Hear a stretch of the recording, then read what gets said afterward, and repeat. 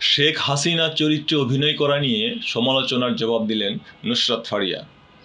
দেশের রাজনৈতিক পট পরিবর্তনের পর আওয়ামীপন্থী শোবিজ তারকারা বেশ বিপাকে পড়েছেন।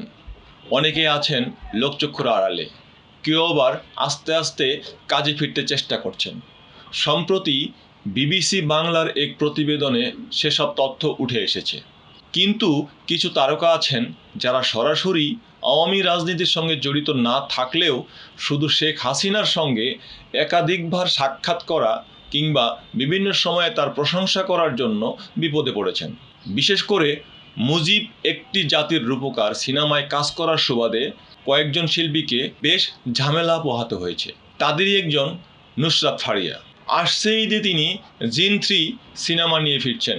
এরই মধ্যে এই ছবির তিনি দারুণ সাড়া পেয়েছেন দর্শক থেকে শুরু করে অন্যান্য শোবিজ তারকাদের কাছ থেকে।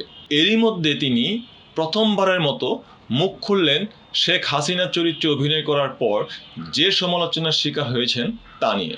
একটি পডকাস্টে তাকে যখন প্রশ্ন করা হয়, আপনি কি শেখ হাসিনা চরিত্রে অভিনয় করার কারণে অনুশোচনায় ভোগেন, ফারিয়া তার জবাব দেন ইংরেজিতে, যার বাংলা করলে দাঁড়ায়, আমি বলতে চাই এখানে অনুশোচনার মতো কিছু নেই। এরপর কেন তার অনুশোচনা নেই সেই কথা পরিষ্কার করে ফারিয়া বলেন, আমরা শিল্পীরা 5:30টায় ঘুম থেকে উঠি, গভীর রাত পর্যন্ত কাজ করি, এর পেছনে অনেক শারীরিক পরিশ্রম যায়।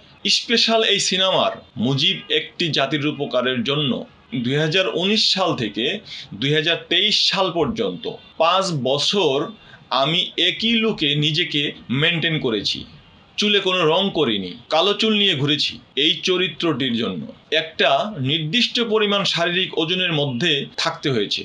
মোট কথা আমি বলতে চাই, এই সিনেমার জন্য আমি আমার জীবনের দীর্ঘ 5টি বছর দিয়েছি। ফলে সেই কাজটিকে নিয়ে যদি অনুশোচনা করি তাহলে আমার পেশাকেই অপমান করা হবে। নুসরাত ফারিয়া তিনি আরও যুক্ত করেন, এই সিনেমার জন্য আমি যে পরিস্থিতি পার করেছি বা এখনো করছি তা আমার ভাগ্যে লেখা ছিল বলেই আমি মনে করি, এটা খণ্ডানোর ক্ষমতা আমার ছিল না।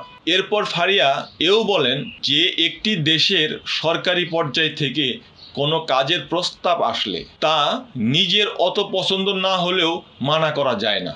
ফারিয়া ছাত্র আন্দোলনে নিজের ভূমিকা নিয়েও প্রশ্ন করা হয় সেই পডকাস্টে।